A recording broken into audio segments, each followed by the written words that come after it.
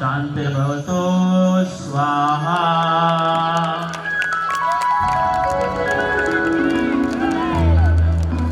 बोलिए केशरिया ध्वज की, बोलिए जैन धर्म की, बोलिए परम पूज्य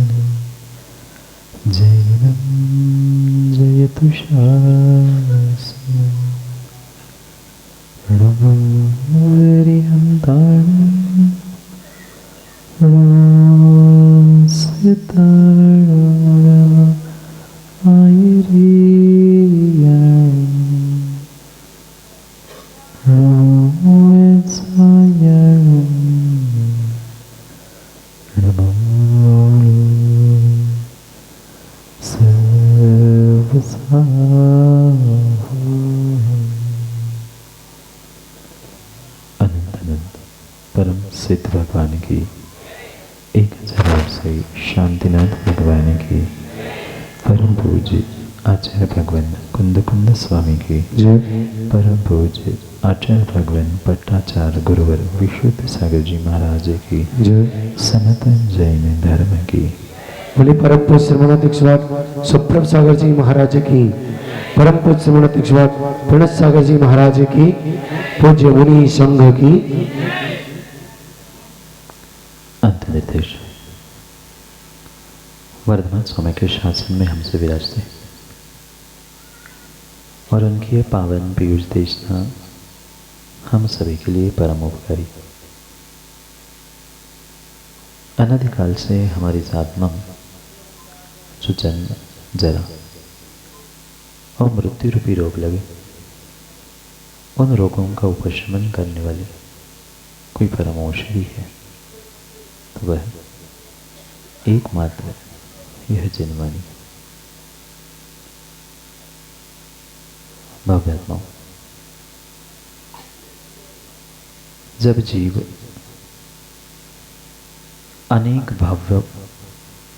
अनेक भावों में पुरुषार्थ करता है, तपस्या करता है, साधना करता है, तब कभी जाके उसे भगवान के परमात्मा के दर्शन होते हैं। और भगवान परमात्मा ही नहीं, माँ भगवान और परमात्मा की मुद्रा को धारण करने वाले निर्ग्रंथ गुरु के भी दर्शन कई भवों के जन्म के पुण्य के और तपस्या के फलीभूत रूप से ही प्राप्त होते हैं। और ये पक्का मानना, बाहर की कितनी भी तपस्या तुम कर लेना, पर नितिन भाई, भावों की अगर विशुद्धि नहीं है, तो पक्का मानना आपने किया हुआ प्रत्येक पुरुषार्थ मां व्यर्थ है।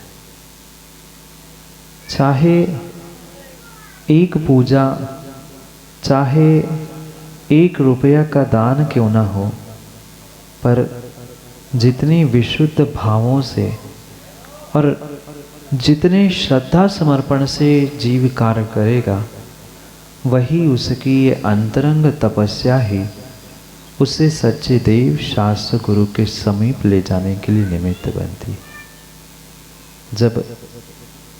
जब कई भवों की तपस्या, कई भवों का पुरुषार्थ एक जीव को गुरु और प्रभु के दर्शन करने के लिए निमित्त बनता है, तो सोचना, विचार करना कि जीव ने कितनी तपस्या, कितनी साधना और कितना पुरुषार्थ किया होगा, जब कभी वह किसी माँ के गर्भ में आकर गर्भ कल्याण को प्राप्त होने वाला होगा। जब एक पाषाण की प्रतिमा के दर्शन करने का फल आचार्य भगवंत करोड़ों उपवास का कहते हैं, फिर जो साक्षात परमात्मा बनने वाला होगा, जो माँ, जो पिता उस बनने वाले परमात्मा को अपने गोदी में रखने वाले होंगे, वे माता पिता, वे परिवारजन और वो साक्षात जीव कितना पुण्यात्मा होगा, जो सबके लिए मोक्ष मार्ग का कथन करते हुए स्वयं मोक्ष मार्ग पर चलने वाला होगा। और ये अद्भुत पुण्य के उदय से वह जीव एक सामान्य जीव के ही भांति, सामान्य इंसान के ही भांति गर्भ में आके हुए, गर्भ से जन्म और जन्म से तप, ज्ञान और मोक्ष कल्याणकों को प्राप्त करता है। विश्वास मानना, ये 1, 2, 4 भवों के नहीं, कई भवों के सातिशय पुण्य के उदय से ही ये संभव हो पाता है।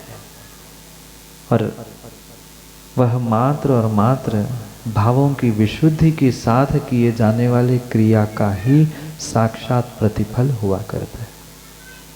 आज क्रियाएं तो सर्वत्र होती है, कार्य भी सर्वत्र होते हैं, पर हम राग, द्वेष और विषय कषाय को छोड़कर अपनी भीतर की इन कषायों की गांठों को खोलकर कभी सच्चे देवशास्त्र गुरु के चरण निश्रा में पहुंचने का प्रयास ही नहीं कर पाए।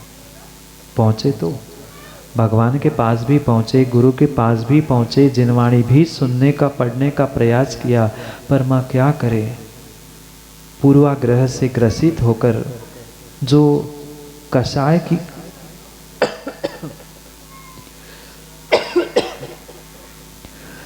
जो कसाय की कणिका हम भीतर रख के बैठे हैं, उस कारण से आज तक मुझे कभी अपने जीवन का, धर्म का और सच्चे देवशास्त्र गुरु के चरण निश्रा में बैठने का आनंद ही नहीं आया।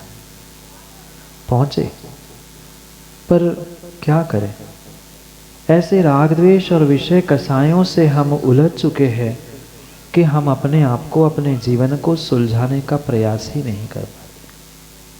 और जहाँ छोटी सी भी विषय कसाय की कणिका, छोटी सी भी विषय कसाय की गांठ भीतर बैठी है, पक्का मान लेना कोई कार्य करने में कभी आनंद आ नहीं सकता। शैलेन जी, भोजन करते करते कभी कभार ऐसा होता है कि मन में कुछ विकल्प, संकल्प दौड़ते हैं, चाहे व्यापार के हो, घर परिवार को लेके हो, किसी भी विषय को लेके हो। पर ऐसे समय पे आप भोजन करके देखना, आप आशीष जी रोटी तो खा लोगे पर मज़ा नहीं आएगा। भोजन तो कर लोगे, शायद हो सकता है भोजन कर लिया इसलिए पेट भी भर जाएगा, पर भोजन मात्र पेट भरने के लिए नहीं, कई बार मन भरने के लिए भी किया जाता है।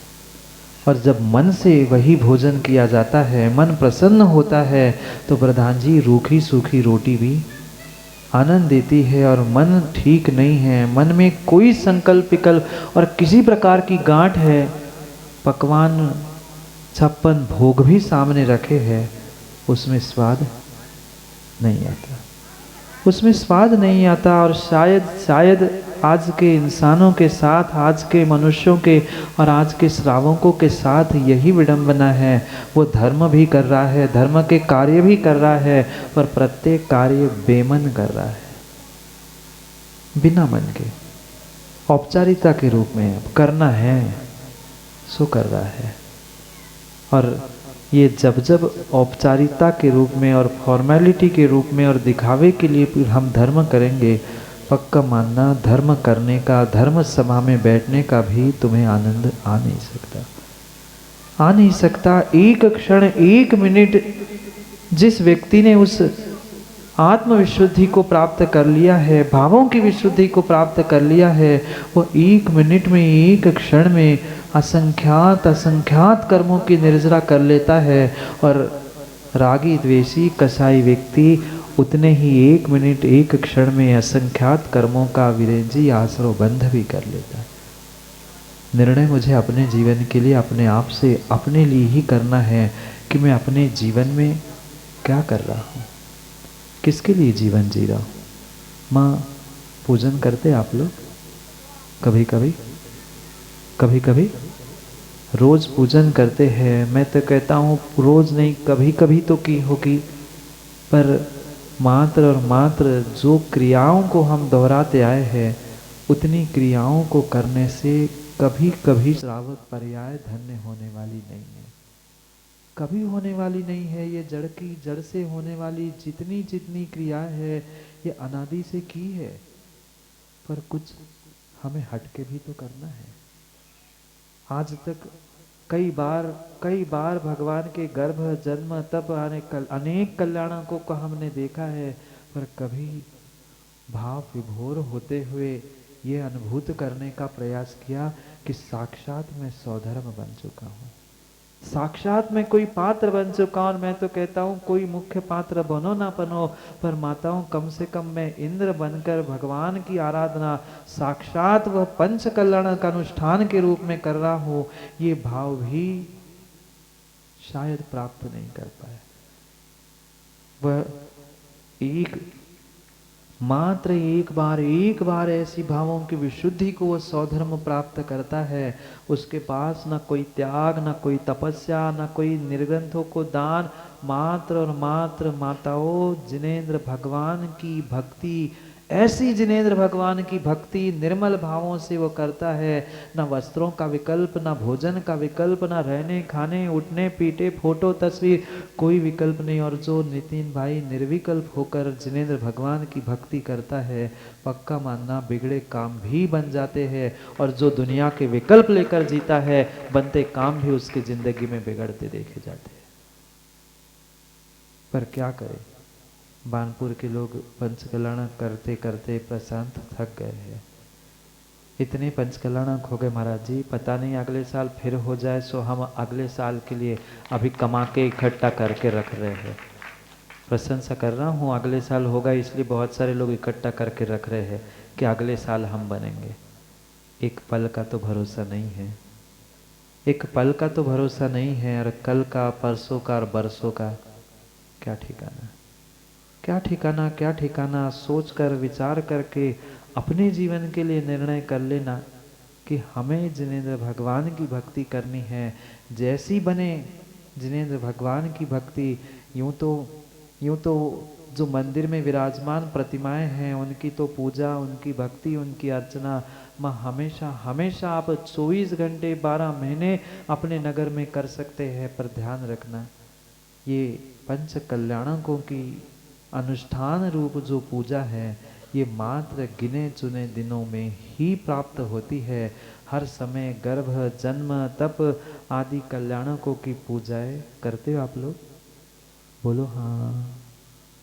हाँ, नहीं करते, कर ही नहीं सकते, क्योंकि वे अवसर विरले और विरले ही पुण्यात्मा को प्राप्त होते हैं। जो विरले पुण्यात्मा अपने भावों की विशुद्धि के साथ अपने आत्म कल्याण के लिए जिनेंद्र भगवान की भक्ति करने का प्रयास करते। आश्चर्य तो चौधरी जी तब होता है जब एक पाषाण का टुकड़ा चंद मिनट, चंद घंटे गुरु के समीप रहता है और एक बार वह मंदिर की दहली चढ़ जाता है, वेदी पर चढ़ जाता है और परमात्मा बनकर बैठ जाता है। और ये आज के इंसान प्रतिदिन सुबह शाम दिन रात, माँ कितनी बार जाते मंदिर? 2 बार, तो कम से कम 2 बार प्रतिदिन मंदिर जाते हैं, पर फिर भी अपनी भगवान आत्मा को पहचान नहीं पाए, फिर भी अपने भीतर की परमात्मा को पहचान नहीं पाए। कारण और मात्र एक है, भीतर बैठी हुई कसाय की और राग द्वेष की गांठ है।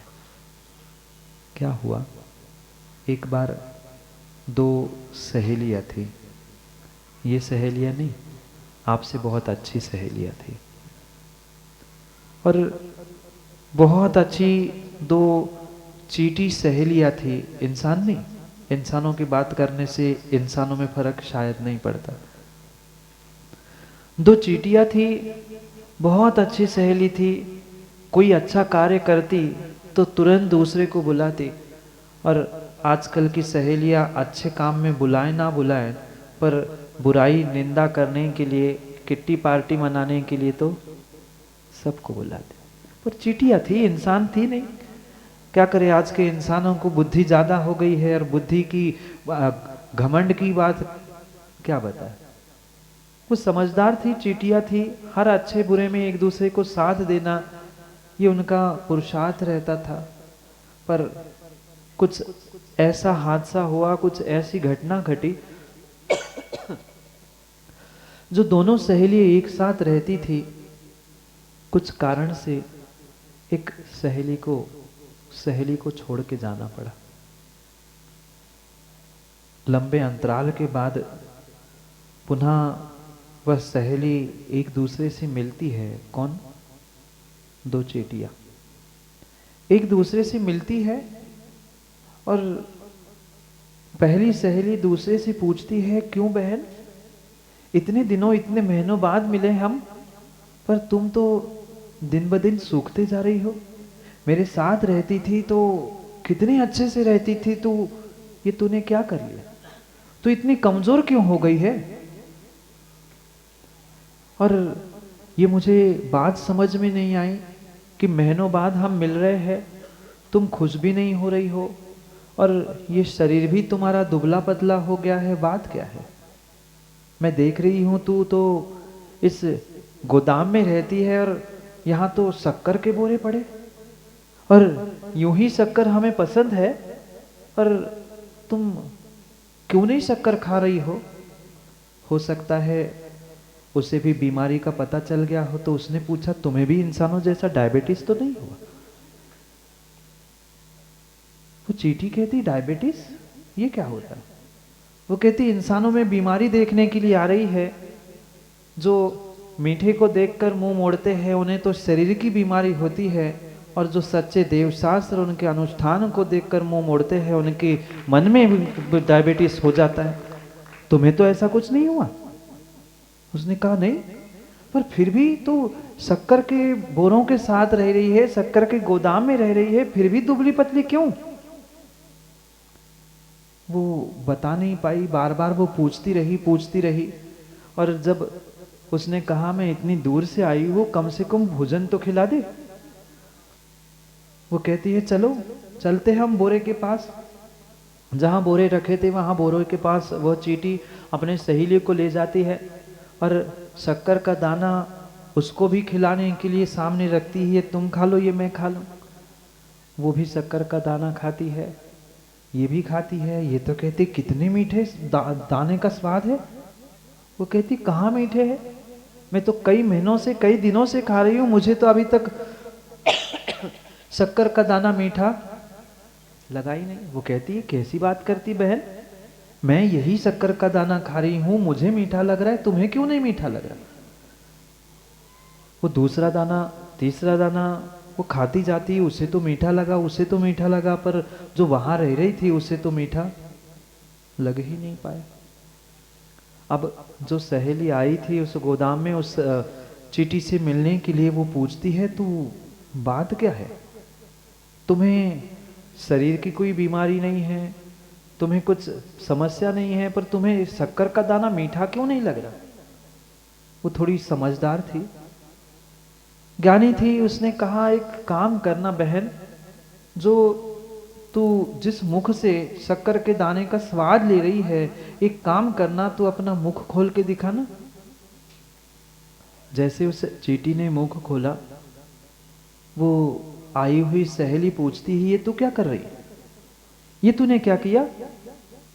तू शक्कर के बोरों के साथ रह रही है, शक्कर के दाने प्रतिदिन खा रही है, पर फिर भी तुम्हें मिठास तुमने मुख में जो रखा है ना, उसी कारण से नहीं आ रही। कहती मतलब तुम्हारे मुख के दांत के भीतर, तुम्हारे मुख के भीतर एक नमक की डली, एक नमक की कणिका फंसी है, और तो जितना शक्कर खा रही है स्वाद तुम्हें शक्कर का नहीं, तुम्हें नमक का ही आ रहा है।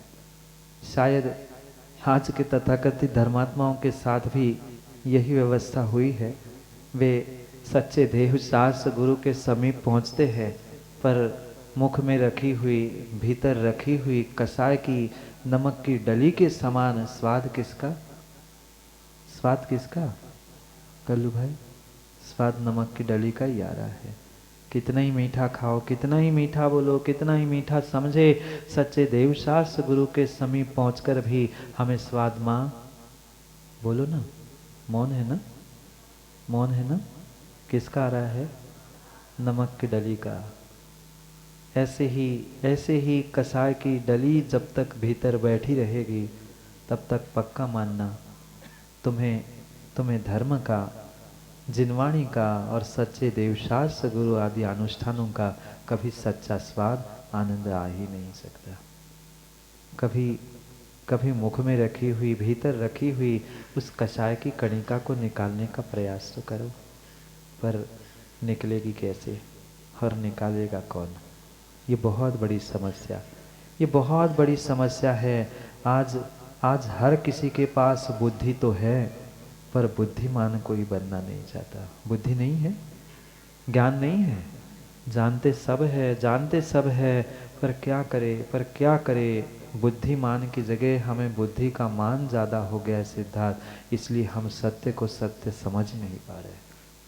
और सत्य का जहाँ निर्णय ही नहीं है, वहाँ सत्य का आनंद आना भी संभव नहीं है। संभव नहीं है। सोच समझकर जीवन के इन एक एक अनमोल क्षणों को अनुभूत करने का प्रयास करना।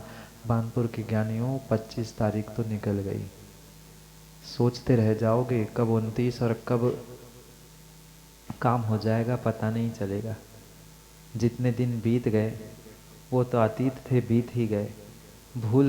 भूल जाओ और आगे अपने आप को परमात्मा से, अपने भगवान आत्मा से जोड़ने का प्रयास कर लो।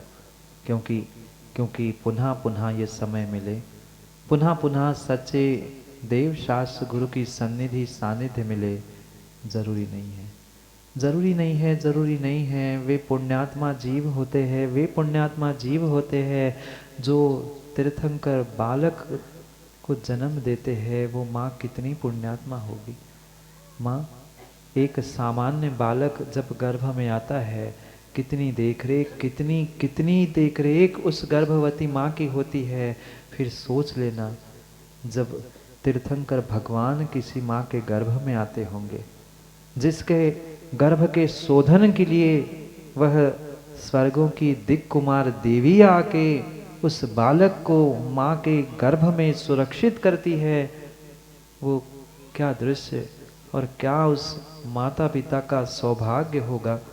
वो मरुदेवी नाभिराय पुण्यात्मा है। गुड़ा वाले कि खुटोरा वाले? खुटोरा वाले भी, गुड़ा वाले भी, बानपुर वाले भी, और अब तो नाभिराय और मरुदेवी के उस सौभाग्य को प्राप्त कर रहे हैं। मैं तो यही कह रहा हूँ नाभिराय जी, कल भगवान का जन्म होना, आज भगवान गर्भ में आएंगे।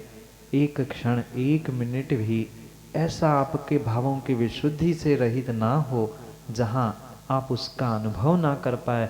मैं पुनः पुनः कह रहा हूँ, जब एक पाषाण की प्रतिमा के दर्शन करने के करोड़ों उपवास के फल कहे हैं, फिर साक्षात जो परमात्मा बनना होगा, जिस माँ ने उस परमात्मा को गर्भ में धारण किया होगा, वह माँ भी कितनी पुण्यात्मा और सौभाग्यशाली होती होगी। और ये पक्का मानना आगम में आचार्यों ने स्पष्ट लिखा है। जो तीर्थंकर के माता पिता होते हैं वे नियम से मोक्षगामी होते हैं। उस भव में जाए अथवा ना जाए, पर आने वाले भवों में वे मोक्ष को प्राप्त करने वाले होते ही होते हैं। ऐसी उनकी अनीचा भक्ति होती है।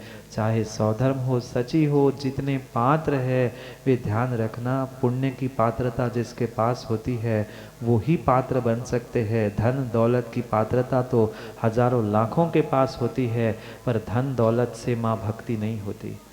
धन दौलत से पात्रता नहीं मिलती है। पात्रता तो तुम्हारे अपने अपने पुण्य और पाप से होती है।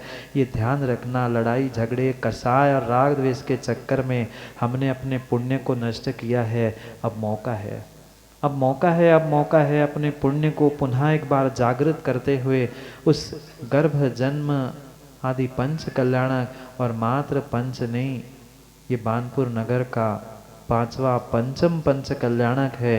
ये सौभाग्य इस मिट्टी को मिल रहा है, क्योंकि पक्का है जहाँ जहाँ जिन जिन जीवों का नियोग होता है, मैंने कल भी कहा था, शायद कुछ ना कुछ आशीष जी इस धरा का, इस भूमि का और भूमि में जन्मने वाले प्रत्येक त्रियंश मनुष्य और वनस्पति आदि का भी पुण्य का उदय है कि ऐसा सौभाग्य यहाँ प्राप्त हो रहा है कि एक नहीं दो नहीं, पुनः पुनः यहाँ भगवान के कल्याणक हो रहे हैं। ये पक्का और पक्का मान लेना। जब एक कल्याणक कहीं तीर्थंकर का होता है, वह भूमि कल्याणक भूमि के रूप में शाश्वत रूप से पूजी जाती है। और ये पांच कल्याणक की भूमि है बानपुर। ये कितना सौभाग्य आप लोगों का है। पर भूमि का तो सौभाग्य है, शायद इंसानों का सौभाग्य अभी जाग नहीं पाया।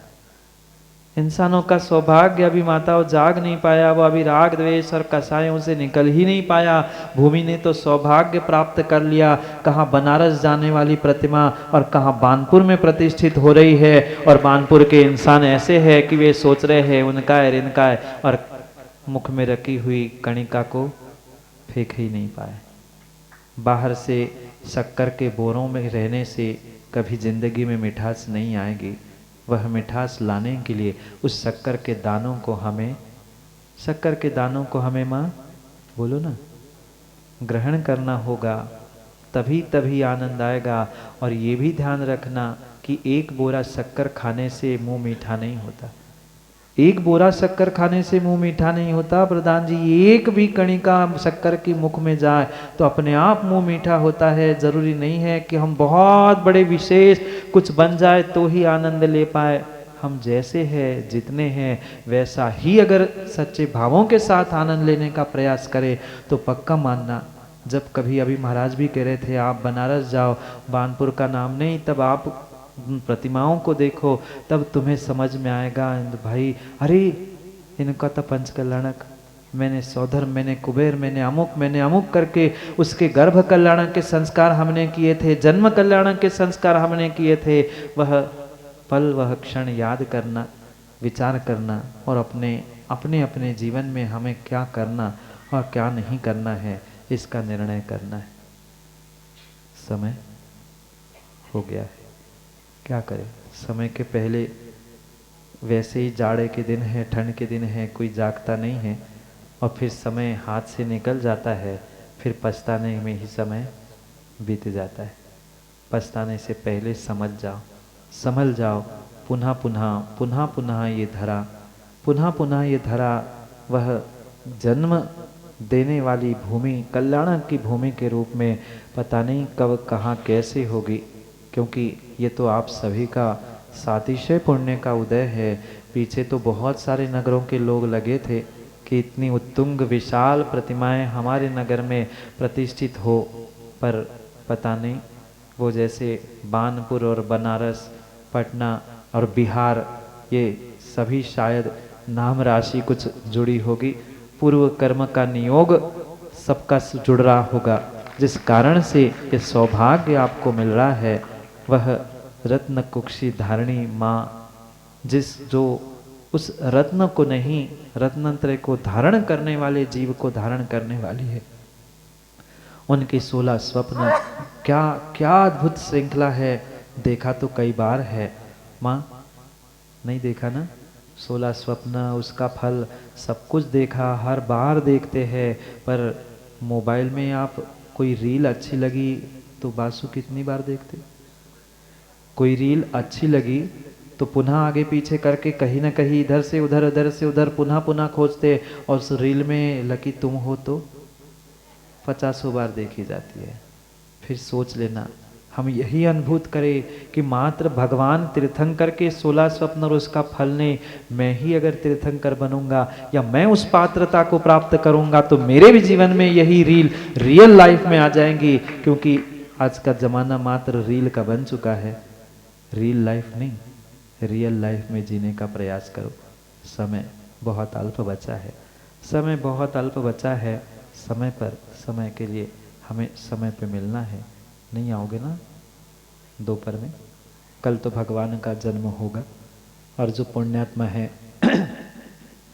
पुण्यात्मा है वही भगवान के जन्म की खुशियाँ मनाने के लिए आएंगे। बाकी जिनके लिए धन दौलत कम पड़ रही है वे दुकान खोल के बैठेंगे, ये पक्का है। क्या करें जिनके लिए 4 दिन दुकान बंद करने पर 5वें दिन भोजन के लाले पड़ेंगे, वे ही बेचारे दुकान खोलकर बैठेंगे। और जिनके पास प्रभु और गुरु कृपा से बहुत कुछ है, वे देव शास्त्र गुरु के अनुष्ठान से जुड़ते हुए आत्मा का कल्याण भगवान के कल्याणकों के माध्यम से करने के प्रयास करेंगे। समय पर, समय की बात के लिए पुनः समय पे मिलते हैं, क्योंकि समय पे किया गया काम समय को दिलाता है। बोली भगवान महावीर स्वामी की, आचार्य भगवान गुरुवर विशुद्ध सागर जी महाराज की।